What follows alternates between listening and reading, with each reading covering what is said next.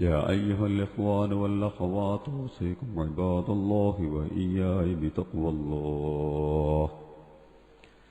يا أيها الذين آمنوا اتقوا الله حق تقاته ولا تموتن إلا وأنتم مسلمون. أعوذ بالله من الشيطان الرجيم.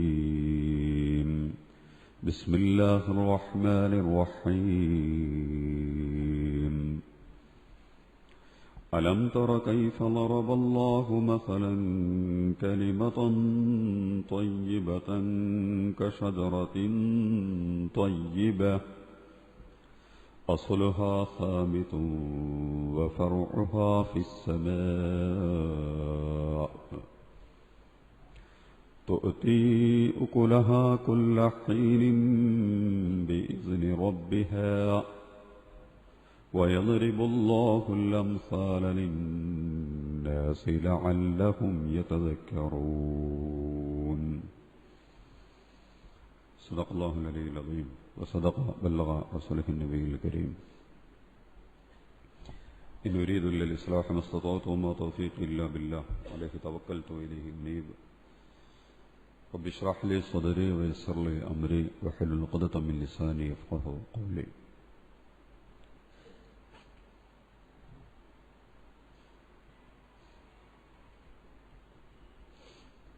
പ്രിയമുള്ള സഹോദരങ്ങളെ, സഹോദരിമാരെ,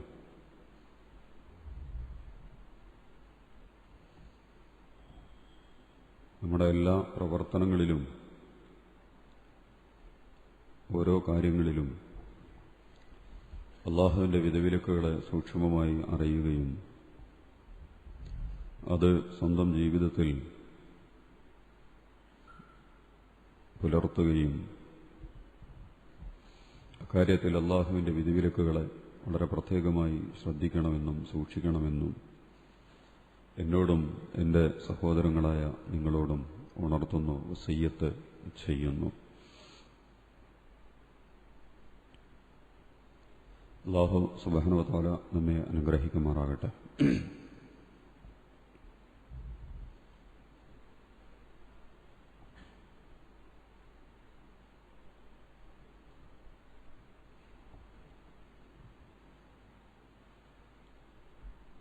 കേരളത്തിൽ ഇപ്പോൾ ഈ സന്ദർഭത്തിൽ എല്ലാവരും ഓണാഘോഷത്തിലേക്ക് പ്രവേശിക്കാൻ പോവുകയാണ്.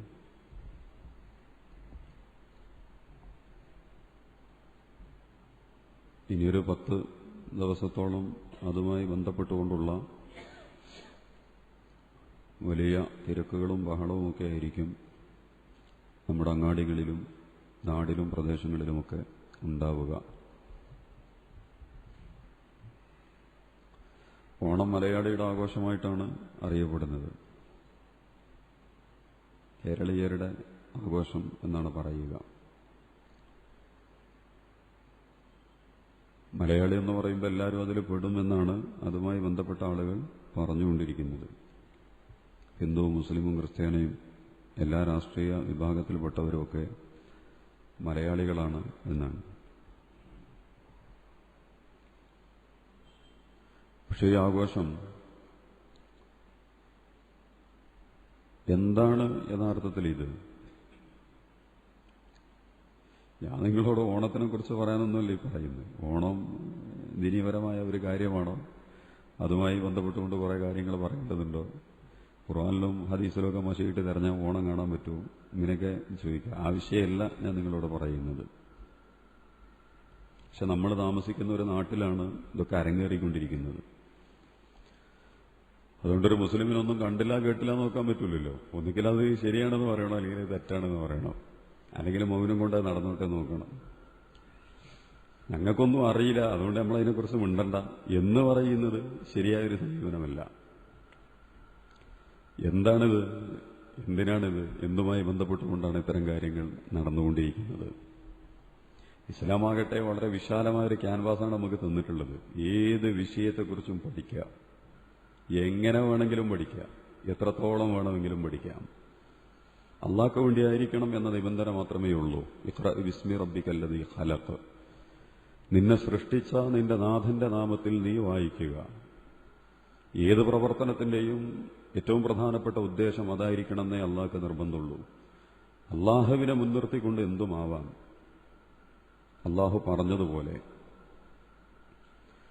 ഒന്നാമത്തെ വഹി ഖുർആനിലോ വായിക്കണം പഠിക്കണം എന്ന് പറഞ്ഞിട്ട് എന്തും ഇന്നത് എന്ന് ഖുർആൻ എവിടെയും പറഞ്ഞിട്ടില്ല. ഖുർആൻ കൈകാര്യം ചെയ്ത ഏതൊരു വിഷയവും നിങ്ങൾക്ക് പഠിക്കാം, എവിടൊക്കെ വേണമെങ്കിലും നിങ്ങൾക്ക് പോകാം. പക്ഷെ അത് ഖുർആനും അള്ളാഹുവിന്റെ പ്രവാചകന്റെ തിരുസുന്നത്തും മുൻകഴിഞ്ഞ പ്രവാചകന്മാരുടെ ചരിത്രത്തിന്റെയൊക്കെ വെളിച്ചത്തിൽ നിന്നുകൊണ്ടായിരിക്കണം എന്ന് മാത്രമേ അള്ളാഹ്ക്ക് നിർബന്ധമുള്ളൂ. അതുകൊണ്ട് ഓണത്തിനെക്കുറിച്ച് പഠിക്കണോ എന്ന് ചോദിച്ചാൽ പഠിക്കണം എന്നാണ് നമ്മൾ പറയേണ്ടത്. നിങ്ങൾ അയലോക്കത്തുള്ളൂ ഈ നടക്കുന്നത്, ഇതെന്താ ഈ സംഗതി, ഇതെന്തിനാണ് ഈ നടക്കുന്നത്? അതുമായി ബന്ധപ്പെട്ടുകൊണ്ടൊരു മിത്തുണ്ട്. മിത്ത് എന്ന് പറഞ്ഞാൽ ഐതിഹ്യം, അടിസ്ഥാനങ്ങളില്ലാത്ത ഒരു സങ്കല്പം. എന്നാൽ ആ സങ്കല്പം വളരെ വലിയ ശരിയാണ് എന്ന രീതിയിൽ ഇങ്ങനെ നമ്മുടെ മുകളിൽ ഒരു മഴക്കാറ് പോലെ കിടക്കുക. മഹാബലി വരും. മഹാബലി കേരളത്തിലെ വലിയ ഒരു ധാർമ്മിക ഭരണത്തിന്റെ പ്രതിനിധിയായിട്ടൊക്കെയാണ് അറിയപ്പെട്ടുകൊണ്ടിരിക്കുന്നത്. ആയിരുന്നു മാവേലി നാട് വാണിടും കാലം മനുഷ്യരൊക്കെ ഒരുപോലെ എന്നൊക്കെ പണ്ട് പറഞ്ഞിരുന്നല്ലോ. അപ്പൊ അദ്ദേഹം വരുന്ന, അദ്ദേഹത്തിനെ വാമനൻ എന്ന് പറയുന്ന ആള് ചവിട്ടി കടലിലേക്ക് താഴ്ത്തി, ഭൂമിന്റെ അടിയിലേക്ക് താഴ്ത്തി. അപ്പൊ നിങ്ങൾക്ക് താല്പര്യമുള്ളവർക്ക് അത് പഠിക്കാം, ചിന്തക്കും ബുദ്ധിക്കും സ്വാതന്ത്ര്യത്തിനൊക്കെ വേണ്ടിയിട്ട്. ഒന്നും കേൾക്കാതെ കാണാതെ ഒന്നും പോകേണ്ട കാര്യമൊന്നുമില്ല. പക്ഷെ അതിൽ വീണ് പോകേണ്ട കാര്യമില്ല. അതാണ് ശരിയാണോ തെറ്റാണോ നോക്കിയിട്ട് പോയാൽ മതി. ഹിന്ദു പുരാണങ്ങളിൽ കുറെ അവതാര പുരുഷന്മാരുണ്ട്. കേരളത്തിനെ പരശുരാമൻ എന്ന് പറയുന്ന ആള് മഴുവെറിഞ്ഞിട്ട് ഉണ്ടാക്കിയെടുത്തുന്ന അവർ പഠിപ്പിച്ചുകൊണ്ടിരിക്കുന്നത്. കേരളത്തെ മഴുവെറിഞ്ഞ് എടുത്തുകൊണ്ടിരിക്കും. ഒരു പർവ്വതത്തിന്റെ മുകളിൽ നിന്നിട്ട്, അതായത് മഹാരാഷ്ട്ര കർണാടക ഗോകർണം എന്ന് പറയുന്ന ഒരു മലയുടെ മുകളിൽ നിന്ന് മഴുവെറിഞ്ഞിട്ട് കടലിലേക്ക് പതിച്ചപ്പോൾ ആ മഴു വന്നു വീണ ഭാഗം കരയായിട്ട് പൊന്തിന്ന, അതെറിഞ്ഞ ആള് പരശുരാമനാണ് ഹിന്ദു പുരാണങ്ങളിൽ. ഈ പരശുരാമൻ മഴുവെറിഞ്ഞ് ചരിത്രപരമായ വേറെ വസ്തുത അതിലുണ്ട്. കേരളം കടലിറങ്ങി ഉണ്ടായതാണ്. കേരളത്തിന്റെ ഭൂമിശാസ്ത്ര ഘടന നിങ്ങൾക്ക് പരിശോധിച്ചാൽ മനസ്സിലാവും. ശാസ്ത്രീയപരമായിട്ടുള്ള അതിന്റെ ഭാഗം എന്ന് പറയുന്നത്, കേരളം കരഭാഗം എന്ന് പറയുന്നത് കടലിങ്ങിട്ട് ഇറങ്ങിപ്പോയതാണ് താഴേക്ക് പെട്ടെന്ന്. അങ്ങനെ ഒരു കരണ്ട് പൊന്തി വന്നതാണ്. കേരളത്തിന്റെ കിടപ്പ് അങ്ങനെയാണ് കിടക്കുന്നത്. ആകെ കൂടി ഒരു 70 മീറ്റർ വീതിയുള്ളല്ലോ കേരളത്തിന്. പരമാവധി വീതി 70 മീറ്ററാണ്. കടലും മലയും തമ്മിലുള്ള ദൂരം എന്ന് പറയുന്നത് 70 മീറ്റർ ഉള്ളൂ കേരളത്തിന് പരമാവധി. ബാക്കിയുള്ളിടത്ത് വളരെ കുറവാണ്. 15, 20, 35, 40, 50 ഒക്കെയാണ് ആവറേജ് കേരളത്തിന്റെ വീതി എന്ന് പറയുന്നത്. നീളാണ് 500 കിലോമീറ്റർ നമുക്കുള്ളത്. അപ്പം മലയിൽ നിന്ന് വെള്ളം കരയിൽ നിന്നങ്ങോട്ട് ഇറങ്ങി താഴേക്ക് പോയിന്ന്. മലബാർ എന്നുള്ള പേരിലാണ് കേരളം പണ്ട് പ്രശസ്തമായിട്ടുള്ളത്. മലബാർ അത് പേർഷ്യൻ പദമാണെന്നാണ് പറയുന്നത്. മല എന്ന് പറഞ്ഞാൽ മല തന്നെ. മലക്ക് അവര് പറയും മല. ബാറ് എന്ന് പറഞ്ഞാൽ കര എന്നാണ് അർത്ഥം. അത് ശരിക്കും അറബിയിലെ ബറാവാനാണ് സാധ്യത. അറബിയിലെ ബറ് എന്ന് പറഞ്ഞാൽ കര എന്നാണ് അർത്ഥം. അപ്പൊ മലയും കരയും ഒരുമിച്ച് കൂടിയ സ്ഥലം, മലയും കരയും ഒരുമിച്ച് കൂടിയ സ്ഥലം. കടലിൽ നിന്ന് മലയും കടലും കരയും ഒരുമിച്ച് നിൽക്കുന്ന സ്ഥലം എന്നുള്ള അർത്ഥത്തിലായിരിക്കാം പഴയ ആര്യന്മാര് ഈ ഒരു പ്രയോഗം നടത്തിയിട്ടുള്ളത്. കേരളത്തിന് പൗരാണിക അതിലൊക്കെ വളരെ കൂടുതൽ അറിയപ്പെട്ട പേര് മലബാർ എന്നുള്ളത്. അപ്പൊ കടലിറങ്ങിയിട്ടാണ് ഇത് ഉണ്ടായിട്ടുള്ളത്. പക്ഷെ ഈ കഥയുടെ ഒരു ശാസ്ത്രീയമായ പ്രശ്നം എന്ന് പറയുന്നത്, പരശുരാമന്റെ ശേഷമാണ് മാവേലിയുടെ വാമനൻ വന്നിട്ടുള്ളത്. അതുകൊണ്ട് ഈ കഥയ്ക്ക് അസ്ഥിവാരല്ല എന്നുള്ളത് നമുക്ക് ശാസ്ത്രീയമായിട്ട് പറഞ്ഞു കൊടുക്കാൻ കഴിയും. കേരളം ഭരിച്ചിരുന്ന രാജാവാണ് മാവേലി. അങ്ങനെ മാവേലിയെ വാമനൻ വന്നിട്ട് ചവിട്ടി താഴ്ത്തുകയാണ് ചെയ്തത്. ഹിന്ദു പുരാണങ്ങളിൽ പരശുരാമന്റെ മുമ്പാണ് വാമനൻ വന്നിട്ടുള്ളത്. ഹിന്ദു പുരാണങ്ങളിൽ പരശുരാമന്റെ മുമ്പാണ് വാമനൻ വന്ന് താഴ്ത്തിയിട്ടുള്ളത്. അപ്പൊ രണ്ടും കൂടി കൂട്ടി ചേർക്കാൻ പറ്റൂലല്ലോ നമുക്ക്. പരശുരാമൻ വഴിപറഞ്ഞ് കേരളം ഉണ്ടാക്കി എന്ന് പറയുന്നതും കേരളം ഭരിച്ച ഒരു ചക്രവർത്തിയെ വാമനൻ കടലിലേക്ക് താഴ്ത്തി എന്ന് പറയുന്നതും തമ്മിലുള്ള ഒരു അസ്വസ്ഥത അതിൽ കിടക്കുന്നുണ്ട്. അത്തരം സംഭവങ്ങൾ പഠിച്ചോ. നമ്മുടെ നാട്ടിൽ ഹൈന്ദവ സമൂഹമാണ് വളരെ കൂടുതൽ താമസിക്കുന്നത്. ഹിന്ദു എന്നുള്ള പ്രയോഗം നടത്തണ്ടെന്നുള്ളത് വേറെ പഠിക്കണം. ദലിത്, പറയ, പട്ടികജാതി പോലെ അങ്ങനെയുള്ള വിഭാഗങ്ങളാണ്. എല്ലാറ്റിനെയും ഇപ്പോൾ ഹിന്ദുവാക്കി മാറ്റിയെടുത്തുകൊണ്ടിരിക്കുന്നുണ്ട്. അത് വേറെ ഒരു ഭാഗമായിട്ട് നിങ്ങൾ പഠിക്കണം.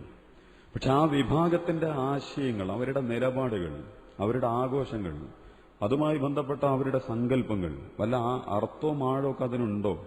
ഇത്തരം കാര്യങ്ങളെക്കുറിച്ചൊക്കെയുള്ള സൂക്ഷ്മമായ പഠനങ്ങൾ നമ്മൾക്കിടയിൽ നടക്കണം.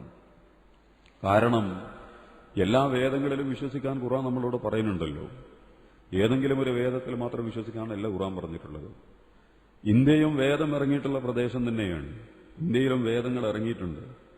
നബി അടുത്ത് ഈ സൂറത്തു ദഹർ അല്ലാത്താലൽ ഇൻസാനെ ഹൈനം മിനദ് ദഹരി ലം യകുൻ ഷൈഅൻ മദ്കൂറ, ഈ അധ്യായം ഉണ്ടല്ലോ, മനുഷ്യന്റെ സൃഷ്ടിപ്പും അവന്റെ നാശവും ഖുർആനിന്റെ അവതരണവും സ്വർഗനരകങ്ങളിലെ അനുഗ്രഹങ്ങളെക്കുറിച്ചൊക്കെ വിശേഷിപ്പിക്കുന്ന ഒരു അധ്യായമാണ് സൂറത്തു ദഹർ. നന്നായിട്ട് പഠിക്കാം. മനുഷ്യന്റെ നിസ്സാരതയൊക്കെ മനസ്സിലാവും. നിങ്ങൾ മുമ്പില്ല, ഞാനും നിങ്ങളൊന്നും മുമ്പില്ലല്ലോ, ഒരാളുമില്ല. ഭൂമിയിലെന്ന വലിയ പ്രഗത്ഭന്മാരായി നടിക്കുന്നവർ, അധികാരമുള്ളവർ, സമ്പത്തുള്ളവർ, സൈനിക മേധാവികൾ, രാഷ്ട്രീയ മേധാവികൾ, പണ്ഡിതന്മാർ, കലാകാരന്മാർ, സാഹിത്യ ഇവരൊന്നും പണ്ടില്ല, ഇന്നുണ്ട്, നാളെട്ടുണ്ടാവില്ല. അതാണ് അള്ളാഹ് ചോദിക്കുന്നത്, ഹത്താലൽ ഇൻസാന ഹീനം മിനദ് ദഹർ. എടോ മനുഷ്യ, നിന്റെ ചരിത്രത്തിൽ നീ ഒന്നുമല്ലാത്തൊരു കാലം കഴിഞ്ഞു പോയിട്ടുണ്ട്. എവിടെയായിരുന്നു നീ ആരായിരുന്നു, നീ എന്തായിരുന്നു? അത്തരമൊരു ചോദ്യത്തിനൊരു പ്രസക്തിയുമില്ലാത്തൊരു ഘട്ടം നിന്റെ കാലത്തൊക്കെ നിന്റെ ചരിത്രത്തിൽ കഴിഞ്ഞു പോയിട്ടുണ്ട്. നിങ്ങൾ പ്രശസ്തന്മാരെയൊക്കെ വെച്ച് ആലോചിച്ചു, നിങ്ങളെ വെച്ച് ആലോചിക്കണ്ട, നമ്മളൊക്കെ ചെറിയന്മാരാ. പക്ഷെ വലിയ പ്രഗത്ഭന്മാരും കൊലകമ്പന്മാരും ഒക്കെ ഉണ്ട്. നാട് ഭരിക്കുന്നവർ, നിയന്ത്രിക്കുന്നവർ, നിർണയിക്കുന്നവർ, സമ്പത്തുള്ളവർ, സൈന്യാധിപത്യമുള്ളവർ, പണ്ഡിതന്മാർ, കലാകാരന്മാർ, ശാസ്ത്രജ്ഞന്മാർ, ബുദ്ധിജീവികളൊക്കെ ഉണ്ട്. ഇവരൊക്കെ ഇന്നലെ എവിടെയിരുന്നു? നമ്മളെ ആലോചിക്കാം. ഞാൻ ഇന്നലെ എവിടെയിരുന്നു? എനിക്കിപ്പോ 43 വയസ്സായി. 43 കൊല്ലം മുമ്പ് ഞാൻ എവിടെയിരുന്നു? എന്റെ വല്ല അഡ്രസ്സ് എവിടെയെങ്കിലും ഉണ്ടായിരുന്നു? ഇനിയിപ്പോ നാളെ എന്താ ഉണ്ടാകാൻ പോണത്? നാളെ ഞാനില്ല, മരിച്ചാൽ കഴിഞ്ഞ കഥ. ഇന്ന് ഈ വർത്തമാനകാലത്തിന്റെ ചെറിയ ഇടവേളയിൽ മാത്രമാണ് നമ്മൾ കിടന്ന് കറങ്ങുന്നത്. ആ വിഷയത്തിലേക്ക് ഞാൻ കൂടുതൽ കയറി പോണില്ല. നിങ്ങളുടെ ശ്രദ്ധ അതാണ് അല്ലാഹ് ചോദിക്കുന്നത്. അതാണ് സൂറത്തുൽ ഇൻസാൻ. അല്ലാഹു ഇൻസാനെ ഹൈനും മിനദ് ദഹരി ലം യകുൻ ഷൈഅൻ മദ്കൂറ. നിന്നെക്കുറിച്ച് ഒരു വർത്താനം പറയാൻ തന്നെ വകുപ്പില്ലാത്ത ഒരു ഘട്ടം നിന്റെ ജീവിതത്തിൽ കഴിഞ്ഞു പോയിട്ടുണ്ട്. അതുകൊണ്ട് നിങ്ങൾ ആരും കടന്നിട്ട് ഇങ്ങോട്ട് ഇന്നാ ഖലഖനൽ ഇൻസാൻ, ഞാനാണോ നിന്നെ സൃഷ്ടിച്ചത്? മോഡിനെ സൃഷ്ടിച്ചത്, ഉമ്മൻചാണ്ടിയെ സൃഷ്ടിച്ചത്, മെസ്സിയെ സൃഷ്ടിച്ചത്, ഗവാസ്കറെ സൃഷ്ടിച്ചത്, മമ്മൂട്ടിയെയും അമിതാഭ് ബച്ചനെയും ഒക്കെ സൃഷ്ടിച്ചത് ഞാനാണ്. നിങ്ങൾക്ക് തോന്നും നിങ്ങളാണ് വലുത്. നിങ്ങളുടെ ബോഡി ലാംഗ്വേജ്, നിങ്ങളുടെ പ്രഭാഷണം, നിങ്ങളുടെ കലാകഴിവ്, നിങ്ങളുടെ ശാസ്ത്ര കഴിവ്, നിങ്ങളുടെ വിദ്യാഭ്യാസം, നിങ്ങളുടെ സമ്പത്തൊക്കെ വെച്ചിട്ട് നിങ്ങൾക്ക് തോന്നുകയാണ് നിങ്ങൾ വലിയമാരാണെന്ന്. അല്ല. ഇന്നാ ഖലഖനൽ ഇൻസാൻ, നാമാണ് മനുഷ്യനെ സൃഷ്ടിച്ചത്. മിൻ നുത്ഫ, വളരെ നിസ്സാരമായ ഒരു രേതസ്കണത്തിൽ നിന്ന്. നബ്തലീഹി, നിങ്ങളെ പരീക്ഷിക്കാൻ വേണ്ടിയിട്ട്. ജീവിതത്തിന്റെ ലക്ഷ്യമാണത്. അതിലേക്ക് നമ്മൾ പോണില്ല. ഫജഅൽനാഹു സമീഅൻ ബസീറ, അതിനാണ് കണ്ണും കാതും ഒക്കെ നിങ്ങൾക്ക് തന്നിട്ടുള്ളത്. ആ പരീക്ഷണത്തെ അഭിമുഖീകരിക്കുന്നതിന് വേണ്ടിയാണ് നിങ്ങൾക്ക് കണ്ണും കാതുമൊക്കെ നമ്മൾ തന്നിട്ടുള്ളത്. ഇന്നാ ഹദൈനാഹു സബീല, 2 മാർഗവും തന്നിട്ടുണ്ട്. 2 വഴിയുള്ളൂ ലോകത്ത്, ഒന്നുകിൽ ശരി അല്ലെങ്കിൽ തെറ്റ്. ഇതല്ലാത്തൊരു വഴിയില്ല. ഒന്ന് പ്രവാചകന്മാരുടെ വഴി, രണ്ടാമത്തത് പിശാചിന്റെ വഴി. ഏത് വഴിയിലാണ് ആള് നിൽക്കുന്നത് എന്നുള്ളതാണ് അള്ളാഹ് പരിഗണിക്കുക.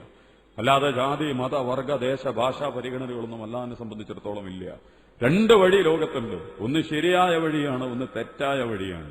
ഉദാഹരണങ്ങൾ നിങ്ങൾ എടുത്തോ, നിങ്ങളുടെ മനസ്സിൽ വരുമല്ലോ. ഏത് സന്ദർഭത്തിലും നല്ലതുണ്ട്, ചീത്തയുണ്ട്, അത്രയേ ഉള്ളൂ. നല്ലതുണ്ട് ചെയ്ത് അതിന് കമ്മ്യൂണിസം, മാർക്സിസം, മുതലാളിത്തം, ക്യാപിറ്റലിസം, ഹൈന്ദവത, ക്രൈസ്തവത, ഇസ്ലാം എന്നൊക്കെ പറഞ്ഞിട്ട് ആകെ കൂടി നമ്മൾ ഇടങ്ങേറാവേണ്ട കാര്യമില്ല. എന്നിട്ട് ഇതൊക്കെ കൂടി പറയാൻ വേണ്ടിയിട്ട് ഇത്രമാത്രം ആശയങ്ങൾ നമ്മുടെ മുമ്പിൽ പൊട്ടിപ്പോന്ന് വരേണ്ട കാര്യമില്ല. ഇതൊക്കെ താല്പര്യങ്ങൾക്കുണ്ടായതാ.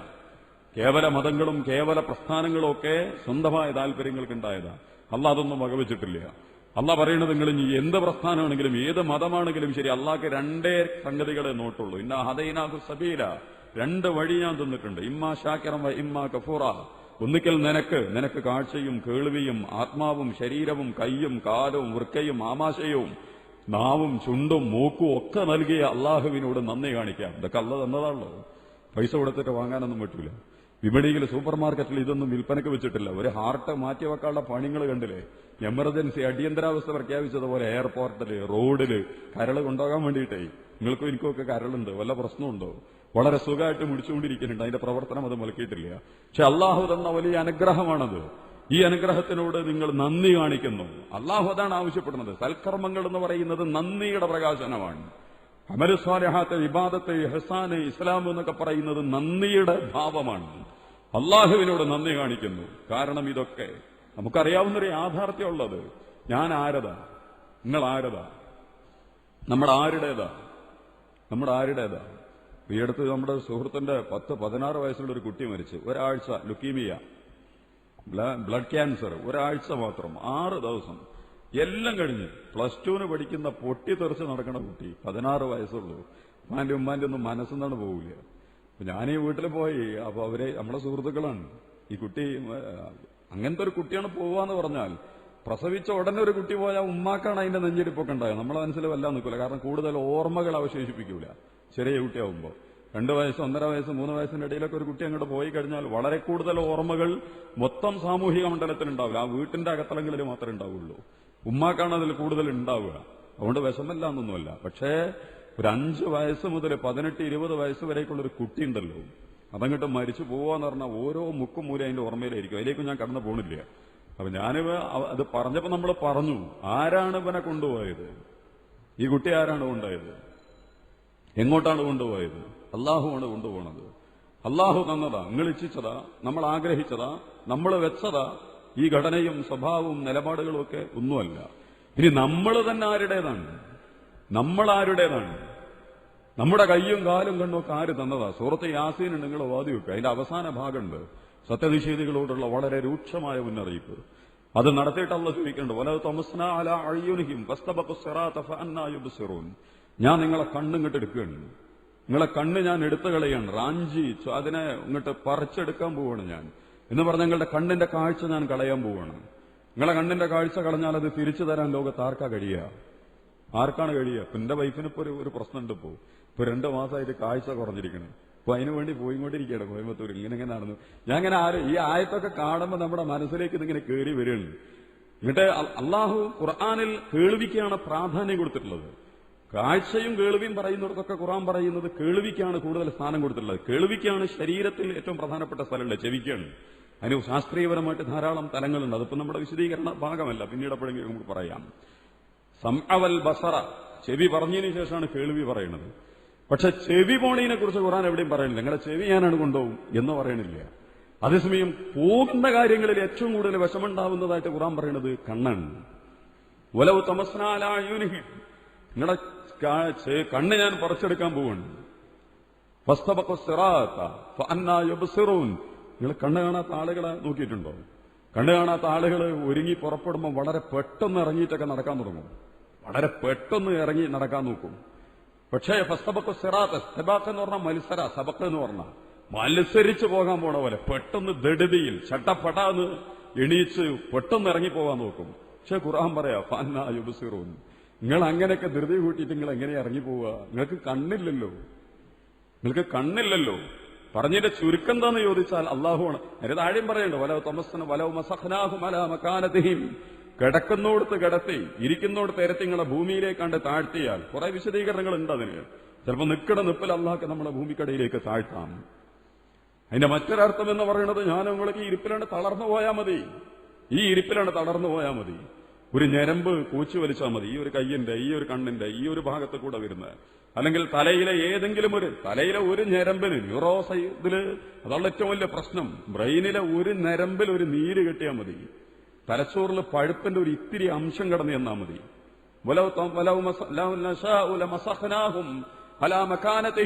നിങ്ങളെ ഇരുത്തുന്നോട് തിരുത്തി കളയും ഞാൻ.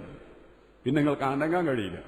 കൈയനങ്ങൂല, കാലനങ്ങൂല, നട്ടെല്ല് ചലിക്കൂല, സിഗ്നലൊന്നും വേണ്ടത്ര കിട്ടൂല, സ്പർശനം അറിയില്ല, തരിപ്പായി, കടച്ചിലായി, ഒന്നും നിങ്ങളറിയാതെ മരവിച്ച്. അപ്പൊ ആരാണ് നിങ്ങളെ ഇരിക്കുന്നോട് തിരുത്തി വെച്ച് ഞാൻ കൈകാര്യം ചെയ്തു. അപ്പൊ പറഞ്ഞതിന്റെ അർത്ഥം എന്താന്ന് ചോദിച്ചാൽ, അള്ളാഹുവിനോട് നിങ്ങൾ നന്ദി കാണിക്കൂ എന്നുള്ളതാണ് ചോദ്യം. ഇമ്മാ ഷാക്കിറ വ ഇമ്മാ കഫൂറ. നിങ്ങൾ നന്ദി കാണിക്കൂ, അതാണ് സൽക്കർമ്മങ്ങൾ. ഇതിനൊക്കെ നന്ദി കാണിക്കണം. ഈ ഹൃദയവും ഈ കാലും ഈ ഞരമ്പും ഈ കണ്ണിലെ ഞരമ്പും ഒക്കെ. ഇപ്പോ പറയണ ചെറിയൊരു ഞരമ്പിന്റെ വണ്ണം, കണ്ണിലെ ഞരമ്പിന്റെ വണ്ണം എന്താ? ഒരു മുടിയുടെ വണ്ണം കൂടിയില്ല. ആ ഞരമ്പ് വീക്കായിരിക്കണേന്ന്. അള്ളാഹുവിന്റെ സൃഷ്ടിപ്പിന്റെ ഒരു മഹാത്ഭുതം നോക്ക് നിങ്ങൾ. നിങ്ങൾക്ക് ആർക്കെങ്കിലും വരച്ചു വെക്കാൻ കഴിയോ? നിങ്ങൾക്ക് ആർക്കെങ്കിലും ഇതൊന്ന് ചേർത്ത് വെക്കാൻ കഴിയോ? ഇങ്ങനെ ഒരു ഞരമ്പിനെ സൃഷ്ടിച്ചെടുക്കാൻ കഴിയോ? അപ്പൊ ഇതിനൊക്കെ ഇമ്മാ ഷാക്കിറ, നിങ്ങൾ അള്ളാഹുവിനോട് നന്ദി കാണിക്കണം. 2 മാർഗങ്ങൾ അതിനാണ് ഞങ്ങൾ മുമ്പിൽ വെച്ചിട്ടുള്ളത്. നിങ്ങൾ നന്ദി കാണിക്കൂ നിങ്ങൾക്ക് ലഭിച്ചതിന്.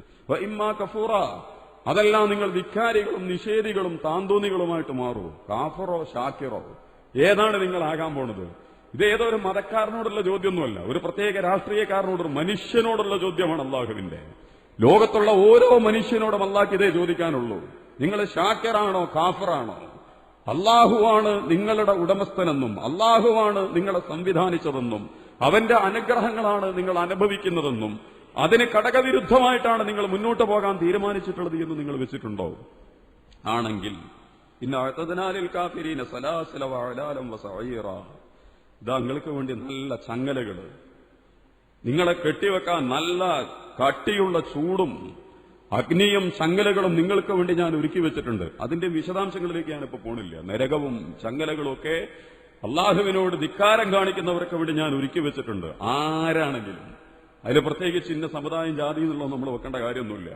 നിങ്ങളുടെ മാനസിക ഭാവങ്ങൾ, നിങ്ങളുടെ നിലപാടുകൾ എന്തായിരുന്നു അള്ളാഹുവിനോട്, അതിന് കടകവിരുദ്ധമായിട്ടാണ് ഉള്ളതെങ്കിൽ ശിക്ഷകളുടെ പ്രളയം നിങ്ങളെ കാത്തിരിക്കുന്നു. എന്നിട്ട് പറയുന്ന ഒരു ഭാഗമുണ്ട്,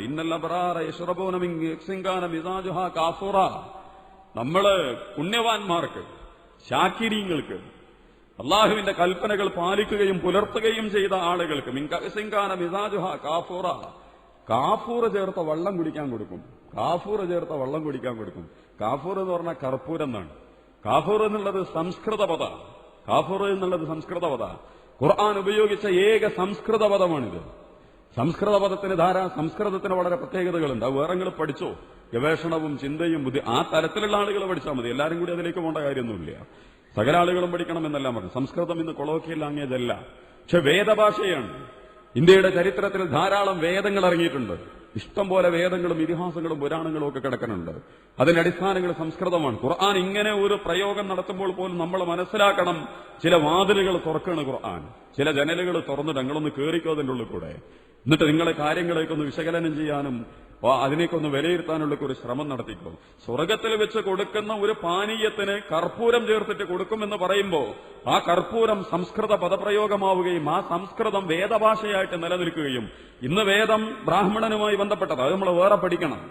ലോകത്തെ ഇബ്രാഹിം പ്രവാചകൻ മുതൽ ഈസാ നബി അടക്കമുള്ളവരെ സിയോണിസ്റ്റുകൾ, യഹൂദന്മാർ യഹൂദവൽക്കരിച്ചതുപോലെ ഇന്ത്യയിലെ വേദങ്ങളെയും ഇന്ത്യയിലെ അവതാര പുരുഷന്മാരെയും അതിന്റെ ചരിത്രങ്ങളെയൊക്കെ ഇന്ത്യയിലെ സവർണന്മാരെന്ത് ചെയ്തിട്ടുണ്ട്?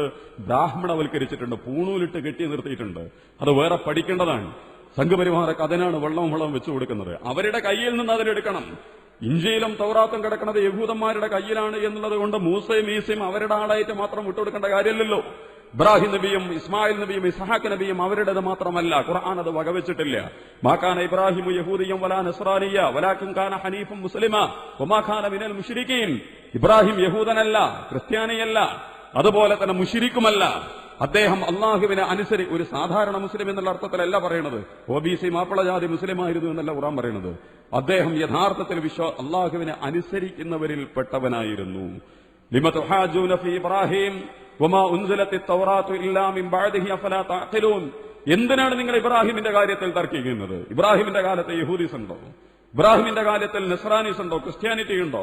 അതിന്റെയൊക്കെ ശേഷമല്ലേ അത് വന്നിട്ടുള്ളത്. പിന്നെ നിങ്ങൾ എന്തിനാ ഇബ്രാഹിമിനെയും അതുപോലെ ഇസ്ഹാക്കിനും ഇസ്മായിലിനും യാക്കൂബിനെയും ഒക്കെ യഹൂദനും ക്രിസ്ത്യാനിയാക്കി മാറ്റണം? പറഞ്ഞതിന്റെ ചുരുക്കങ്ങൾക്ക് മനസ്സിലായിട്ടുണ്ടെന്നാണ് ഞാൻ വിചാരിക്കുക. ചരിത്രത്തിൽ സംഭവിച്ചത് മുഹമ്മദ് നബിക്ക് മുമ്പുള്ള സകല പ്രവാചകന്മാരുടെ ഇബ്രാഹിം മുതൽ ഇങ്ങേ അറ്റത്ത് നിൽക്കുന്ന ഈസാ നബി അടക്കമുള്ള ഒരു പ്രവാചക ശൃംഖലയെ അതിൽ ഈസാ നബി യഹൂദന്മാരെടുത്തിട്ടില്ല. യഹൂദന്മാരാണ് ലോകത്തിലെ ഏറ്റവും വലിയ വർണ്ണഡംബിന്റെ ആളുകൾ, വംശീയതയുടെ ആളുകൾ, ജാതീയതയുടെ ആളുകൾ. അത് നിങ്ങൾ വേറെ പഠിച്ചോ. ചരിത്രപരമായിട്ട് ധാരാളം പ്രത്യേകതകൾ അതിനുണ്ട്. അതേ താല്പര്യം ഇന്ത്യയിൽ സൂക്ഷിക്കുന്ന വിഭാഗമാണ് സംഘപരിവാർ എന്ന് പറഞ്ഞാൽ. ബ്രാഹ്മണിസം ഒരു ജനനം കൊണ്ട് കിട്ടാൻ, എനിക്കും ബ്രാഹ്മണനാകാൻ കഴിയില്ല ഒരിക്കലും. കാരണം ജനിക്കുന്നത് കൊണ്ട് മാത്രം കിട്ടുന്നതാണ് ബ്രാഹ്മണിസം. അല്ലാതെ എനിക്ക് ബ്രാഹ്മണിസത്തിലേക്ക് കൺവെർട്ട് ചെയ്യാൻ കഴിയില്ല. വേറൊരാളെ ബ്രാഹ്മണനാക്കാൻ പറ്റില്ല. യഹൂദിസം പോലെ യഹൂദനം അങ്ങനെയാ പറയാം, ഒരാൾക്ക് യഹൂദിയാവാൻ കഴിയില്ല. കേരളത്തിലും ഇന്ത്യയിലേക്കോ ലോകത്തൊക്കെ നിലനിൽക്കുന്ന ക്രൈസ്തവത പോലും ഈ യഹൂദിസത്തിന്റെ പിന്നാലെ, ഈ വംശീയതയുടെ പിന്നാലെ സഞ്ചരിച്ചിട്ട് പോയിട്ടുണ്ട്. ഇതേ പണി ഇന്ത്യയിൽ ഇപ്പോൾ സംഘപരിവാർ നടത്തിക്കൊണ്ടിരിക്കുക. അതുകൊണ്ട് എന്ത് സംഭവിച്ചു? നമ്മൾ നേരത്തെ പറഞ്ഞ വേദങ്ങളും ഇതിഹാസങ്ങളും കഥാപാത്രങ്ങളും ഒക്കെ രാമനും കൃഷ്ണനും ബുദ്ധനും ജൈനനും എല്ലാറ്റിനെയും ഇതിന്റെ പുകമറക്കുള്ളിൽ നിർത്തിയിട്ട് അവരുടേതാക്കി മാറ്റുന്ന അപകടകരമായൊരു കളി വർത്തമാനകാലത്തിന്റെ അന്തരീക്ഷത്തിൽ നിങ്ങൾ കണ്ടുകൊണ്ടിരിക്കുന്നുണ്ട്. ഖുർആൻ ഇന്ന് എടുക്കാനാണ് നമ്മൾ അങ്ങോട്ട് വിട്ടത്. നിങ്ങൾ ഈ കാഫിർ എന്ന് ഞാൻ പറഞ്ഞ ഒരു പദം, ഖുർആന്റെ ഒരു പദപ്രയോഗം പോലും അനവധി ആഴങ്ങളുള്ളത്. അള്ളാഹു ആണല്ലോ ഈ പറയണത്. സംസ്കൃത ഭാഷയിലെ ഒരു പദമെടുത്തിട്ട് ഖുർആൻ എന്തിന് നമ്മുടെ മുമ്പിൽ വെക്കണം? ഞാൻ പറഞ്ഞ സൂറത്തുൽ ഇൻസാനിൽ അത്തരം മനോഹരമായൊരു വാതിൽ തുറന്നിടുന്നു. അതിന്റെ കൂടെ പറഞ്ഞു വന്നതിലേക്ക് ഞാൻ തിരിച്ചു പോവാ. കേരളത്തെക്കുറിച്ചും സന്തോഷം നൽകുന്ന ഒരു പ്രയോഗം ഖുർആനിലുണ്ട് എന്നെനിക്ക് തോന്നുക. അല്ലെങ്കിൽ നമുക്ക് പഠിക്കുമ്പോൾ ചിലപ്പോൾ അങ്ങനെ ചിന്തിക്കാൻ പറ്റും. സ്വർഗത്തിൽ വെച്ച് ഷാക്കിരനെയും കാഫിറിനെയും നിർവചിച്ചിട്ട് കാഫിറിന് വേണ്ടി നന്ദി കെട്ടവന് വേണ്ടിയിട്ട് ചങ്ങലകളും തീയും ഒരുക്കിയിട്ടുണ്ട്. ഷാക്കിറിന് വേണ്ടി നന്ദി കാണിക്കുന്നവന് വേണ്ടി സ്വർഗത്തിൽ അനവധി വമ്പിച്ച സൗകര്യങ്ങളുടെ ഒരു പ്രളയലോകം നമ്മൾ ഒരുക്കിയിട്ടുണ്ട്. എന്നിട്ട് അല്ലാഹു പറയാ യുസ്ഖൗന ഫീഹാ കഅസൻ കാന മിസാജുഹാ സൻജബീല. ഇഞ്ചിയിട്ട വെള്ളം അവന് കുടിപ്പിക്കാൻ നമ്മൾ കൊടുക്കും. ഇഞ്ചിയിട്ട വെള്ളം കുടിപ്പിക്കാൻ കൊടുക്കുന്നു. ഇഞ്ചി ദക്ഷിണേന്ത്യയുമായി ബന്ധപ്പെട്ടതാ. ലോകത്തെ ഇഞ്ചിയുടെ സുഗന്ധവിള കൃഷി കയറ്റുമതിയുടെ കേന്ദ്രം കേരളമായിരുന്നു. നിങ്ങൾ പഠിച്ചു നോക്ക്. ഏലം, കുരുമുളക്, കാപ്പി, ഇഞ്ചി ഇങ്ങനെ തുടങ്ങിയിട്ട് ഭക്ഷണങ്ങളില് കുരുമുളകിന് കറുത്ത സ്വർണ്ണം എന്നാണല്ലോ പണ്ട് പറഞ്ഞു തന്നെ. സ്വർണത്തിന് ബദലായിട്ട് കുരുമുളക് കൊടുത്തിരുന്നു. റോമക്കാരും അറബികളും ഒക്കെ അത് അങ്ങനെ വാങ്ങിയിരുന്നു. അത്രമാത്രം ആ കൂട്ടത്തിൽപ്പെട്ട ഒരു സാധനമാണ് ഇഞ്ചി. ആ ഇഞ്ചിയെ കുറിച്ച് ഖുർആൻ പറയാണ്, വയസ്താവന ഫീഹാ കഅസൻ കാന മിസാജുഹാ സൻജബീല. നിങ്ങൾക്ക് നാം ഇഞ്ചി ചേർത്ത വെള്ളം കുടിക്കാൻ നമുക്ക് തരും. ചിന്തിക്കാനും പഠിക്കാനും ഒക്കെ താല്പര്യമുള്ള ആളുകൾ, എനിക്ക് അത്രമാത്രം ചിന്തിക്കാനൊന്നും അറിയില്ല, നിങ്ങൾക്ക് പറ്റുമെങ്കിൽ വല്ല ചരിത്രകാരന്മാരും വിദ്യാഭ്യാസ വിചക്ഷണന്മാരും ഒക്കെ ഈ കേൾക്കുന്ന കൂട്ടത്തിലുണ്ടെങ്കിൽ ഖുർആനിന്റെ ഇമാതിരി പദപ്രയോഗങ്ങളെ സൂക്ഷ്മമായിട്ട് നിങ്ങൾക്ക് പഠനത്തിന് വിധേയമാക്കാം. ഖുർആൻ ഇഞ്ചിയെക്കുറിച്ചും ഖുർആൻ കർപ്പൂരത്തിനെ കുറിച്ചൊക്കെ പറയുമ്പോൾ ഒരു ജനതയെയും ഒരു സമൂഹത്തെയും അതിന്റെ നടപടിക്ക് ആ ഇഞ്ചി എന്നുള്ളൊരു പ്രയോഗം പോലും സ്വർഗത്തുനിന്ന് കൊടുക്കുന്ന വർത്താനാണ് ഈ പറയണത്. പക്ഷെ അവിടെ നിന്നിട്ട് നിങ്ങൾക്ക് തുറക്കാം. അതിന്റെ വിപണി, അതിന്റെ വ്യാപാരം, കപ്പലുകൾ, സമുദ്രങ്ങൾ, സഞ്ചാരം, സാമ്പത്തികം, വലിയ കൈമാറ്റങ്ങൾ. കാരണം നീണ്ട സഞ്ചാരങ്ങളിലൂടെയും വ്യവഹാരം അതിനുവേണ്ടിയ പോർച്ചുഗീസുകാരും ഡച്ചുകാരും ബ്രിട്ടീഷുകാരും സ്പെയിനുകാരും ഒക്കെ ഇന്ത്യയിലേക്ക് വന്നത്. കൊളംബസ് മുതൽ ഈസ്റ്റ് ഇന്ത്യ കമ്പനി അടക്കം വന്നത് എന്തിനാ? കടല് താണ്ടി എന്ത് പിടിച്ചെടുക്കാനുണ്ട്, എന്ത് വ്യാപാരം ചെയ്യാനുണ്ട് എന്നന്വേഷിച്ചുകൊണ്ടാ. അപ്പൊ ഞാൻ പറഞ്ഞത്, ഖുർആൻ ഈ ഒരു അർത്ഥത്തിൽ നമ്മുടെ മുമ്പിൽ വെക്കുന്ന ഈ കൊച്ചു കേരളം, ഈ കേരളത്തിൽ ഇത് നടക്കും. ഈ ഇമാതിരി ഈ കേരളത്തിൽ ജീവിക്കുന്ന ഒരു വിഭാഗം നമ്മളായതുകൊണ്ട് കേരളത്തിലെ ഏതൊരു വിഷയത്തെക്കുറിച്ചും പഠിക്കാനുള്ള ശ്രമം നമ്മുടെ മുമ്പിൽ ഉണ്ടാവണം.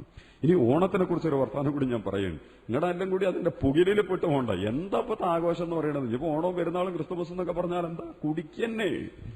മദ്യമാണ് അതിലെ സ്പെഷ്യൽ കഥാപാത്രം. ഏറ്റവും പ്രധാനപ്പെട്ട സാധനം അതാ. ശരിക്കും ഓണം കാർഷികാഘോഷമാണ്. കൃഷിയുമായി ബന്ധപ്പെട്ടതാ. അള്ളാനുഗ്രഹിച്ചിട്ട് കേരളത്തിൽ ഇപ്പോൾ ഒരു കൃഷിയില്ല. വല്ല കൃഷിയുണ്ടോ? ഓണത്തിനിടാനുള്ള പൂവ് പോലും ചാക്ക് കണക്കിന് കുണ്ടിൽപ്പെട്ടൊന്നും വീരാജപേട്ടൊന്നും കൊണ്ടുവന്ന് വന്നുകൊണ്ടിരിക്കുക. ഒരു ഈച്ച പോലും അതൊന്നും ഇരിക്കൂല. കാരണം ഈച്ചക്കറിയത് വിഷമാണ് എന്നുള്ളത്. അത്രയും മാരകമായ കീടനാശിനികൾ തെളിച്ചാണ് ഈ പൂവുണ്ടായിക്കൊണ്ടിരിക്കുന്നത്. ഇന്നലെ ആരോ പറയുന്നത് കേരളത്തിലെ വേറെ പൂവ് ഇടുന്നത് നിരോധിക്കണം. ഇവിടെ ഉണ്ടെങ്കിൽ ഇട്ടാ മതി, കേരളത്തിലെ പൂവുണ്ടെങ്കിൽ ഇട്ടാ മതി, അല്ലാതെ വേറെ പൂവ് ഇറക്കുമതി ചെയ്തിട്ട് എന്തിനാ നിങ്ങൾ കൃഷിക്കളറിന്റെ കാര്യം? ഇപ്പൊ എന്താണ് ആഘോഷം എന്ന് ചോദിച്ചാൽ കൃഷിയില്ല. ഞാൻ അതിനു വേണ്ടിയിട്ടാണ് സൂറത്തുൽ ഇബ്രാഹിമിലെ ആയത്ത് ഓതി വെച്ചത്. കൃഷി ഇൻഷാ അല്ലാഹ് അത് മറ്റൊരു സന്ദർഭത്തിൽ നിങ്ങളുടെ ശ്രദ്ധയിൽ വെക്കാം. കൃഷിക്ക് ഖുർആൻ നൽകുന്ന, കൃഷിയുമായി ബന്ധപ്പെട്ടിട്ട് ഖുർആൻ ആഴത്തിലെ പ്രതിപാദ്യങ്ങൾ നടത്തിയിരിക്കുന്നു. നദി, പുഴ, മഴ, വിത്തുകൾ, അതുപോലെ തന്നെ കാർഷിക തോട്ടങ്ങൾ, ധാന്യങ്ങൾ എന്നുള്ളതിന് ഭൗതികമായിട്ട് തന്നെ അത്തരം കാര്യങ്ങളെ കുറിച്ച് ഖുർആൻ ദീർഘമായി നമ്മുടെ മുമ്പിൽ വെക്കുന്നു. ഇനി അതിന്റെ അപ്പുറം പോയിട്ടോ സ്വർഗത്തിനെ കുറിച്ചുള്ള വിവരണങ്ങളിൽ മുഴുവൻ എന്താ ഉള്ളത്? കാറും കമ്പ്യൂട്ടറും അല്ല, മൊബൈലും വീഡിയോ ഗെയിമും അതുപോലെ തന്നെ വലിയ സിനിമാ സ്ക്രീനൊന്നും അല്ല ഉള്ളത്. വമ്പൻ സ്റ്റേഡിയങ്ങളുണ്ട്, വലിയ കോൺഫറൻസ് ഹാളുകളുണ്ട്, വമ്പിച്ച അത്യന്താധുനിക സൗകര്യങ്ങളുണ്ട് എന്നുള്ള ഖുർആൻ എവിടെയും പറയുന്നത്. പിന്നെന്താ? ഏതൊരു മനുഷ്യന്റെയും അവസാനത്തെ ആഗ്രഹം ജന്നാത്തു അദ്നിൻ തജ്രീ മിൻ തഹ്തിഹൽ അൻഹാർ, തോട്ടങ്ങൾ, അരുവികൾ, പുഴകൾ. ഇതാ നിങ്ങൾക്ക് സ്വർഗത്തിൽ നമ്മൾ ഒരുക്കി വെച്ചിരിക്കുന്നു. മനോഹരമായ തോട്ടങ്ങൾ. അവിടെ നിങ്ങൾക്ക് വേറെന്തോ ഒരുക്കി വെച്ചിരിക്കുന്നു. ശരിക്കും ഖുർആൻ എന്തൊക്കെ പറയാ? ശരിക്കിതൊക്കെ ഉപയോഗിക്കുന്ന ഒരാൾ, കമ്പ്യൂട്ടർ വളരെ അപകടകാരിയാണ്, ഒരു ഹൃദയമില്ലാത്ത സാധനമാണെന്നത് ഉപയോഗിക്കണമെന്നറിയാം. മൊബൈൽ ഒരു രസത്തിന് വേണ്ടി ഉപയോഗിക്കണമെന്ന് തിരിയില്ലട്ടോ. നമ്മളിപ്പോ ഇതിന്റെ കടിമകളാണ്. ഓണത്തിനൊന്നായിട്ട് വരും ഈ സാധനമൊക്കെ. ഒന്നായിട്ട് നമ്മൾ വിപണി നിശ്ചയിക്കുന്നത് ഇപ്പൊ കോർപ്പറേറ്റുകൾ നിങ്ങൾ എങ്ങനെ ആഘോഷിക്കണം എന്നുള്ളത്. ഇത് വന്നിട്ട് ഇന്ത്യകളെ മേലെ അടിച്ചേൽപ്പിക്കും. ഖുർആൻ അത്തരം കൃത്രിമ ഇലക്ട്രോണിക് സാങ്കേതിക ഉപകരണങ്ങളെ കുറിച്ചല്ല പറയുന്നത്. കുറച്ച് തോട്ടങ്ങളുണ്ട്, അരുവികളുണ്ട്, പഴങ്ങളുണ്ട്, പാനീയങ്ങളുണ്ട്. എന്താ അതിന്റെ അർത്ഥം? ഒരു മനുഷ്യൻ ഏറ്റവും അവസാനം ആഗ്രഹിക്കാതാ നമുക്കൊക്കെ നല്ലൊരു മല, നല്ലൊരു സമതലം, നല്ലൊരു കൃഷിയിടം, നല്ല ഒരു പുഴ, നല്ല ഒരു തോട്, നല്ലൊരു പച്ചപ്പ് നിൽക്കുക. പൂളകൃഷി കണ്ടാൽ പോലെ ഇതിനൊരു ഭംഗി ഉണ്ടാവും. മേലെന്നോ താഴെന്നൊക്കെ ഒരുമിച്ച് കാണാൻ നിങ്ങൾ നോക്കുണ്ടോ? വാഴത്തോട്ടം നിൽക്കുകയാണെങ്കിൽ അതിനൊരു സൗന്ദര്യം ഉണ്ടാവും. ഒരു കൃഷിയിടം നോക്കി എന്തൊരു സൗന്ദര്യ. ഒരു കാടിലേക്ക് നിങ്ങളൊന്ന് പോയോക്ക്, മനസ്സ് നിറയില്ലാതെ കണ്ടാൽ മനസ്സ് പൂതി തീരൂല, അത്രമാത്രം കാഴ്ച നമ്മൾ ആഗ്രഹിക്കും. പറഞ്ഞതിന്റെ ചുരുക്കം എന്താന്ന് വെച്ചാൽ അല്ലാഹു സുബ്ഹാനഹു വ തആല ഇഹലോകത്തും പരലോകത്തുമുള്ള കാര്യങ്ങളെക്കുറിച്ച് പറയുമ്പോൾ സസ്യജാലങ്ങളെക്കുറിച്ചും അരുവിയെക്കുറിച്ചും പുഴയെക്കുറിച്ചും ഒക്കെ നമ്മുടെ മുമ്പിൽ പറഞ്ഞുകൊണ്ടിരിക്കുന്നത്. ഓണാഘോഷം അതുമായി ബന്ധപ്പെട്ടതാണെന്നാണ് പറയുന്നത്, കൃഷിയുമായി ബന്ധപ്പെട്ട്. എന്ത് കൃഷിയാണ് ഇപ്പോൾ ഉള്ളത്? നമ്മളേതായാലും കൃഷിക്കാരല്ല, പ്രത്യേകിച്ച് മാപ്പിള സമുദായം ആ രംഗത്തുനിന്ന് വളരെ പിന്നോട്ട് പോയിരിക്കുന്നു. ആ വിഷയം നമുക്ക് പിന്നീട് ഒരിക്കൽ ചർച്ച ചെയ്യാം. അൻസാരികളെ കൃഷിയെക്കുറിച്ചൊക്കെ നബി തിരുമേനി പറഞ്ഞിട്ടുണ്ട്. അപ്പോ ഈ കൃഷി എന്നിട്ട് വിശുദ്ധ ഖുർആൻ സൂറത്ത് ഇബ്രാഹിമിൽ ലാ ഇലാഹ ഇല്ലല്ലാഹ് വിശദീകരിച്ചതും അതും കൂടി പറയാം. ഇതിന്റെ ഇടയിൽ ലാ ഇലാഹ ഇല്ലല്ലാഹ് വിശദീകരിച്ചതും ഖുർആൻ ഒരു മരത്തിനോടാണ് ഉപമിച്ചത്. എടുത്ത് പരിശോധിച്ച് നോക്ക്. ലാ ഇലാഹ ഇല്ലല്ലാഹ് ഇസ്ലാമിന്റെ അടിസ്ഥാനമാണത്. ചരിത്രത്തെ വിറപ്പിച്ച, കാലത്തെ വിറപ്പിച്ച ഭരണകൂടങ്ങളും പൗരോഹിത്യങ്ങളും സാമ്പത്തിക ശക്തികളും സൈനിക മേധാവികളും നാട്ടുനടപ്പിനെ വെട്ടിപ്പുൽകുന്നവരൊക്കെ ഉറഞ്ഞുതുള്ളാൻ കാരണമായൊരു വാക്കാണ് ലാ ഇലാഹ ഇല്ലല്ലാഹ്. പറയണത്ര സുഖമുള്ള വർത്താനൊന്നും അല്ലത്. അതിനോട് വേറെ ചിന്തിച്ചോ. ലാ ഇലാഹ ഇല്ലല്ലാഹ്, ഈ ലാ ഇലാഹ ഇല്ലല്ലാഹ് എന്നതിനെ ഖുർആൻ ഉദാഹരിക്കുന്നത് അലം തറ കൈഫ ദറബല്ലാഹു മസല, അല്ലാഹു നിങ്ങൾക്ക് കലിമത്തൻ ത്വയ്യിബ, ഈ നല്ല വാക്കിനെ നിങ്ങൾക്ക് ഉദാഹരിച്ചു തരുന്നു, ഉപമിച്ചു തരുന്നു. കഷജറത്തിൻ ത്വയ്യിബ, നല്ല ഒരു മരത്തെ പോലെയാണ് ലാ ഇലാഹ ഇല്ലല്ലാഹ്. ലാ ഇലാഹ ഇല്ലല്ലാഹ് വലിയൊരു എത്രമാത്രം പാരിസ്ഥിതികമായ, എത്രമാത്രം ജൈവികമായ, എത്രമാത്രം പ്രകൃതിപരമായ, എത്രമാത്രം സ്വാഭാവികമായ ഓരോ സാങ്കേതിക ടെക്നോ സ്വഭാവത്തിലല്ല അള്ളാഹു കാര്യം പറയുന്നത്. മണ്ണും മനുഷ്യനും മനസ്സും അതിന്റെ വൈകാരികതകളും പ്രകൃതിയുടെ സന്തുലിതത്വങ്ങളെയൊക്കെ ചേർത്ത് വെച്ചിട്ട് മരത്തിനോടാണ് ലാ ഇലാഹ ഇല്ലല്ലാഹ് അല്ലാഹു സുബ്ഹാനഹു വ തആല ഉദാഹരിക്കുന്നത്. നിങ്ങൾ കശജറത്തിൻ ത്വയ്യിബ, എന്നിട്ട് പറഞ്ഞു അതിന്റെ ഗുണം. അത് വേറെ ചർച്ചയാണ്. അസ്ലുഹാ സാബിതുൻ, നല്ല വേരിറങ്ങിയ മരം, പൊള്ളമരൊന്നുമല്ല. ഒരു കാറ്റടിച്ചാൽ അത് കിടക്കണമെന്ന് പറയുന്ന മരമല്ല. ഒരു വെള്ളം വന്ന് വേരിന്റെ അടുത്ത് കൂടെ പോകുമ്പോൾ തന്നെ കടപെടുകുന്ന മരമല്ല. ഭൂമി ഒന്ന് വറക്കുമ്പോഴേക്കും നിലമ്പുത്തുന്ന മരമല്ല. മറിച്ച് അതിന്റെ വേര് ഭൂമിയുടെ ആഴങ്ങളിലേക്ക് നന്നായിട്ട് ഇറങ്ങിയിരിക്കുന്നു. അതിന്റെ ശിഖരങ്ങൾ, അതിന്റെ കൊമ്പുജില്ലകൾ ആകാശഭൂമി മുഴുവൻ പടർന്നു നിൽക്കുകയും ചെയ്യുന്നു. അങ്ങനത്തെ ഒരു വൃക്ഷത്തോടാണ് ലാ ഇലാഹ ഇല്ലല്ലാഹ് മുഹമ്മദ് റസൂലുള്ളാഹി അല്ലാഹു സുബ്ഹാനഹു വ തആല ഉദാഹരിച്ചിട്ടുള്ളത്. അങ്ങനത്തെ ഒരു ലാ ഇലാഹ ഇല്ലല്ലാഹ് ഇന്ത്യങ്ങളെ കയ്യിലുണ്ടോ എന്നുള്ളത് വേറെ പരിശോധിക്കുക. അടിയിറങ്ങി മനുഷ്യനെ സംബന്ധിച്ചിടത്തോളം മനസ്സിലേക്കും മസ്തിഷ്കത്തിലുമാണ് ഇറങ്ങേണ്ടത്. അവിടെ വേരിറക്കണം. ഞാൻ വിശ്വസിക്കുന്നു ഇറങ്ങിയിട്ടില്ല. മുസ്ലിം ലോകത്തെ സംബന്ധിച്ചിടത്തോളം അങ്ങനെ സ്വന്തം മനസ്സിന്റെയും മസ്തിഷ്കത്തിന്റെയും ഉള്ളിൽ വേരിറങ്ങിയ ഒരു ലാ ഇലാഹ ഇല്ലല്ലാഹ് മുഹമ്മദ് റസൂലുള്ളാഹി അങ്ങനെ ഉണ്ടെങ്കിൽ അത് ഭൂമിയിലേക്കും ഇറങ്ങും. ഇന്ന് ഭൂമിയിൽ നിൽക്കാൻ കഴിയണില്ല ഇസ്ലാമിന്. പേടിപ്പിച്ചുകൊണ്ടേയിരിക്കുക, എല്ലാവരും കൂടിയിട്ട് വിറപ്പിച്ചുകൊണ്ടേയിരിക്കുക. കാറ്റടിക്കുമ്പോഴേക്ക് വീഴുകയാണ്. ഇറാന് വീഴുകയാണ്, ഇറാഖ് വീഴുകയാണ്, ഫലസ്തീൻ വീഴുകയാണ്, സൗദി വീഴുകയാണ്, കുവൈത്ത് വീഴുകയാണ്, എല്ലാവരും വീഴുകയാണ്. ലോക മുസ്ലിമീങ്ങളുടെ ഒരു ചിത്രം നിങ്ങൾ എടുത്ത് പരിശോധിച്ചു. അതിന്റെ കാരണം ഇതാ, നല്ല മരമായിട്ട് വേരിറങ്ങണം. എന്നിട്ട് അതിന്റെ ശിഖരങ്ങൾ പടരണം. താഴേക്ക് വേരിറങ്ങിയാൽ മാത്രം പോരാ, അതിന്റെ ശിഖരങ്ങൾ സമൂഹത്തിൽ എന്താ ശിഖരങ്ങൾ പടർന്നു വന്നിരിച്ചാലുള്ള ഗുണം, അത് തണലാകും, അത് കുളിരാകും, അത് ആശ്വാസമാകും. പക്ഷികളും പറവുകളും അതുമ്മ കൂടുകൂട്ടും, അതുമ്മ പഴങ്ങളുണ്ടാവും. കല്ലെറിയുന്നവനും തണലത്ത് നിൽക്കുന്നവനൊക്കെ അത് ഫലം കൊടുക്കും. നമ്മളെ ഭീകരന്മാരാക്കുന്നവർക്ക് പോലും നമ്മുടെ സുഹൃതങ്ങൾ ദാനം ചെയ്യും. അങ്ങനെയാണ് മരം എന്ന് പറയുന്നത്. മരത്തിനെ കല്ലെടുത്ത് പറഞ്ഞാൽ മരം ഇങ്ങോട്ട് എറിയില്ല, മറിച്ച് അതിന്റെ പഴം ഇങ്ങോട്ടിട്ട് കൊടുക്കും. അതാണ് മരം. ഇസ്ലാമിന് അങ്ങനെയാവണം. ഇസ്ലാമിന്റെ ശിഖരങ്ങൾ പടർന്ന് ലോകത്തിന് തളരായി, കുളിരായി, ആശ്വാസമായി, വെള്ളക്കെട്ടിനെ തടഞ്ഞ്, ഭൂകമ്പത്തെ ചെറുത്ത്, കൊടുങ്കാറ്റിനെ തടഞ്ഞ്, മണ്ണിനെ, വായുവിനെ, വെള്ളത്തെയൊക്കെ സംരക്ഷിക്കുന്ന ഒരു മരത്തെപ്പോലെ മനുഷ്യത്വത്തിന്റെയും മൂല്യങ്ങളുടെയും എല്ലാ സംരക്ഷണവും ഏറ്റെടുത്ത ഒരു വിശ്വാസി ലാ ഇലാഹ ഇല്ലല്ലാഹ് മുഹമ്മദ് റസൂലുള്ളാഹി. ലാ ഇലാഹ ഇല്ലല്ലാഹ് എങ്ങനെയാ പറഞ്ഞിട്ടുള്ളത്? മരത്തിനോടും പ്രകൃതിയോടും ഒക്കെയാണ് ഉപമിച്ച്. ഇപ്പൊ ഈ ഓണത്തിന്റെ മറ്റേ വശങ്ങളൊക്കെ നിങ്ങളത് വിട്ടോ. വാമനനും വാവേലിയും അതിന്റെ കോർപ്പറേറ്റുകൾ പരസ്യം കൊണ്ട് ഇറക്കുന്ന സാങ്കേതിക ഉപകരണങ്ങളുടെയൊക്കെ ആ ഒരു ഓണുണ്ടല്ലോ, അതിനുണ്ട് മാറ്റിയിട്ട് മണ്ണിനോടും മനുഷ്യനോടും ഹൃദയം കൊണ്ടും സ്നേഹം കൊണ്ടും പ്രകൃതിയുടെ സ്വാഭാവികമായ നടപടികൾ കൊണ്ടും എങ്ങനെ അടുക്കാൻ പറ്റുമെന്നുള്ളതിലേക്ക് നമ്മുടെ സുഹൃത്തുക്കളെ അടക്കം ചിന്തിപ്പിക്കാൻ കഴിയുന്ന, നമ്മൾ പോയിട്ട് ഓലപ്പം കുടിക്കാൻ കൂടുതൽ അതിന്റെ റെഡിമെയ്ഡ് ആഘോഷങ്ങളിൽ പങ്കെടുക്കുക എന്നുള്ളതല്ല. എന്തിനാണിതൊക്കെ?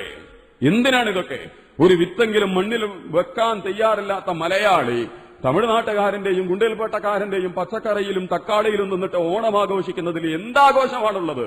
ഒരു വ്യക്തിയുടെയും ഒരു കുടുംബത്തിന്റെയും അന്തസ് എന്ന് പറയുന്നതിന് സ്വന്തമായി തിന്നാനുള്ള വക ഉണ്ടാവില്ല. അത് കൃഷിയാണ്. ആ കൃഷിയുമായി ബന്ധപ്പെട്ട് വേറെ വാങ്ങി നമുക്ക് പിന്നീട് പറയാം. അതിലേക്കാണ് ഈ ആഘോഷങ്ങളുടെ പോലും ശ്രദ്ധയും ഉള്ളടക്കങ്ങളും ഒക്കെ കടന്നു പോകുന്നത്. ആ തലത്തിലൊക്കെ കാര്യങ്ങളെ ചിന്തിക്കാനും കുറച്ച് ചെറിയ കുറെ കാര്യങ്ങൾ നിങ്ങളുടെ ശ്രദ്ധയിൽ ഇട്ടെന്നതാ. നിങ്ങൾക്ക് പഠിക്കാം, നമുക്കൊക്കെ ആലോചിക്കാം. എന്നിട്ട് നമ്മുടെ നാടിനെ എങ്ങനെ നന്മ ചെയ്യാൻ പറ്റും, മനുഷ്യരോട് എങ്ങനെ നന്മ ചെയ്യാൻ പറ്റും, മനുഷ്യനെ നന്നാക്കുകയും മനുഷ്യനിലേക്ക് കൂടുതൽ അടുക്കാൻ കഴിയുകയും ചെയ്യുന്ന നല്ലതിനോടൊക്കെ നമുക്ക് ഒരുമിച്ച് നിൽക്കാൻ കഴിയുന്ന ഒരവസ്ഥയിലേക്ക് കാര്യങ്ങളെ നമ്മൾ പഠിക്കുകയും മനസ്സിലാക്കുകയും ചെയ്യുക. അല്ലാഹു സുബ്ഹാനഹു വ തആല നമ്മെ അനുഗ്രഹിക്കുമാറാകട്ടെ.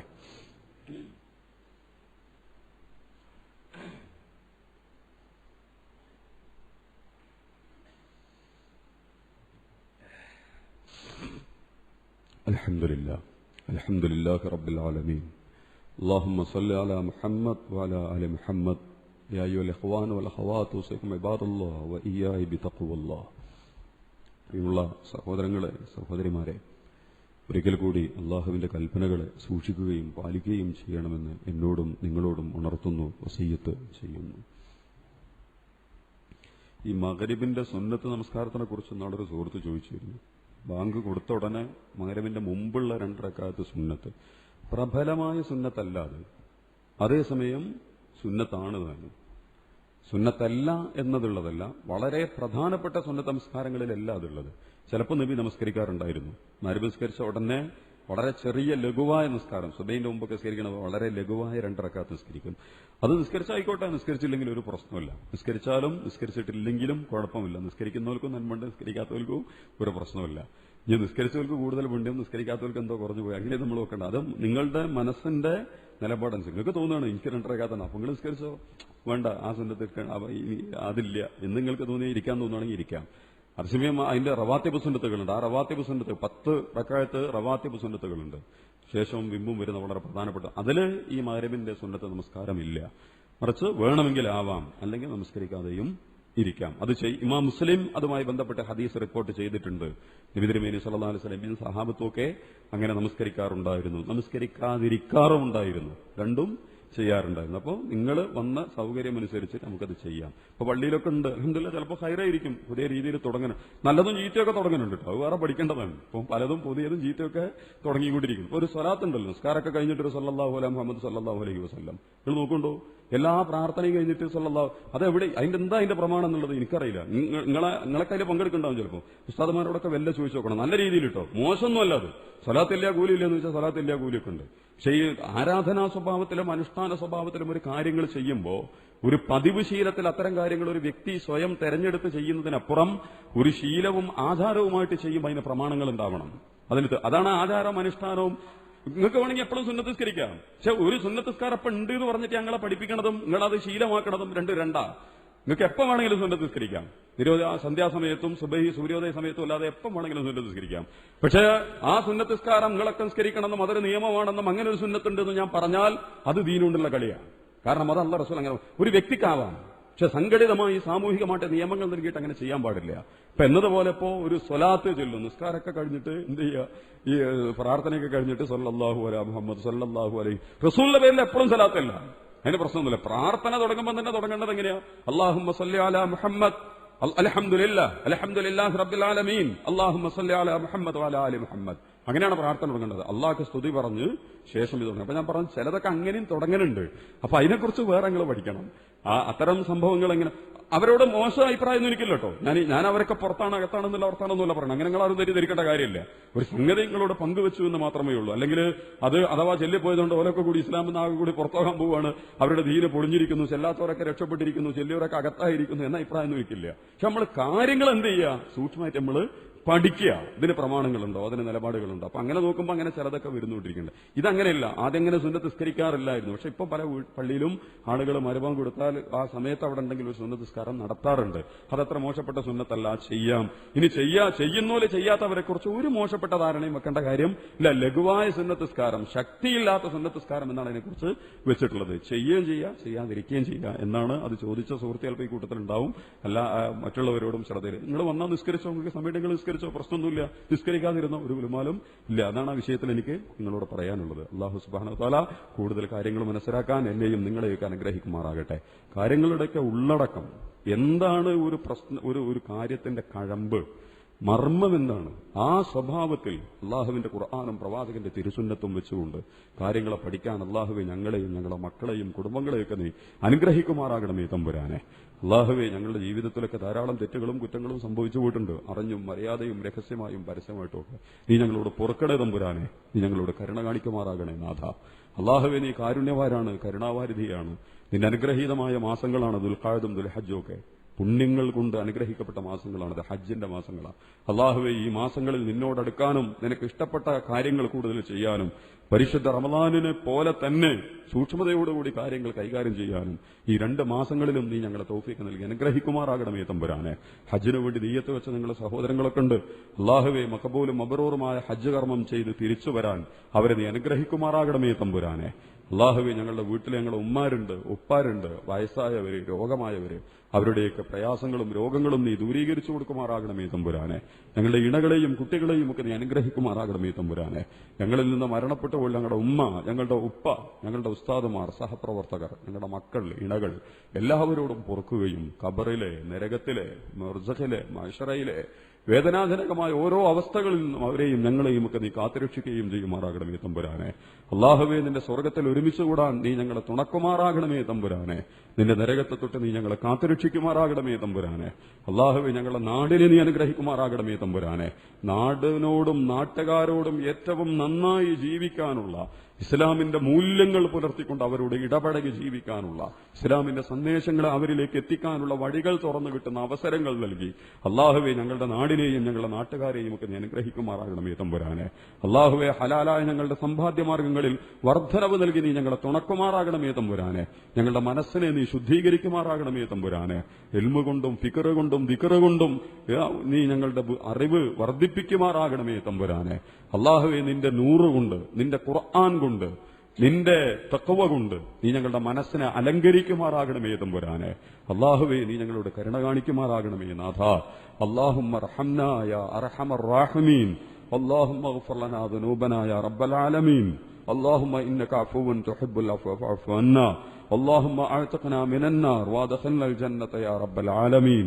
اللهم اغفر للمؤمنين والمؤمنات والمسلمين والمسلمات الأحياء منهم والأموات إنك مجيب الدعوات يا قاضي الحاجات. طيب ثراهم واجعل الجنة مأواهم. ربنا اغفر لنا ولإخواننا الذين سبقونا بالإيمان. ربنا لا تجعل في قلوبنا غلا للذين آمنوا ربنا إنك رؤوف رحيم. ربنا تقبل منا صلاتنا وصيامنا وقيامنا ودعاءنا يا رب العالمين. اللهم ربنا آتنا في الدنيا حسنة وفي الآخرة حسنة وقنا عذاب النار. اللهم أجرنا من النار. اللهم أجرنا من النار. اللهم أجرنا من النار. آمين آمين برحمتك يا أرحم الراحمين.